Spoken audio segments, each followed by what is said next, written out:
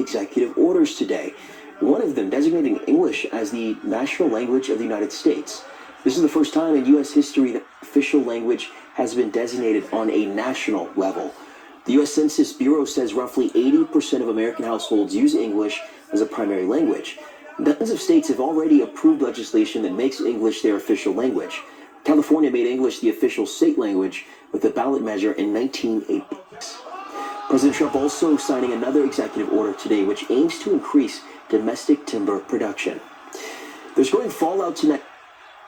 Office clash between President Donald Trump and Ukrainian President Vladimir Zelensky. As Von Hilliard reports, there are new concerns over Russia's war with Ukraine. In London today, President Volodymyr Zelensky in his latest high-stakes meeting. This with British Prime Minister Keir Starmer. We count on your support and really, we're really happy that we have such partners and such friends. The meeting coming on the heels of Friday's unprecedented Oval Office on-camera diplomatic meltdown between Zelensky and President Trump. You don't have the cards right now. With us, you start having cards. Right now, you don't have. You're playing cards. You're playing cards. You're gambling with the lives of millions of people. You're gambling with World War III. You're gambling with World War III. And what you're doing is very disrespectful to the country, this country. That's back to you. Far more than a lot of people said they should have. Zelensky was asked to leave the White House following the confrontation, and the Ukrainian leader did not sign the mutual deal with the U.S. that was at the root of visit to the White House. An administration official now telling NBC News that direct negotiations between the Trump administration and Ukraine are on hold.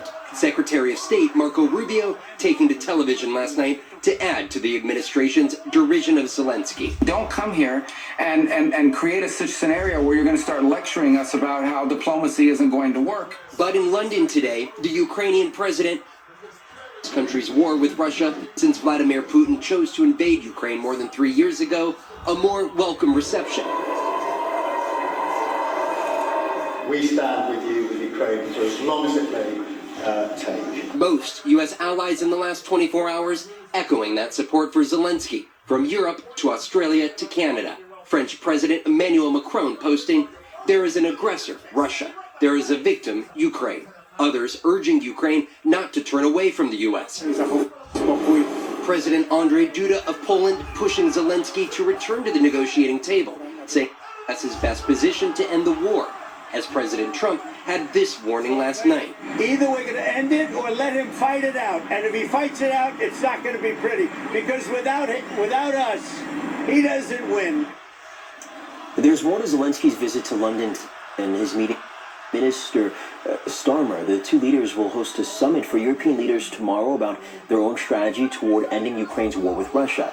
Leaders Zelensky may need now more than ever, given the rift with President Donald Trump. A reminder for drivers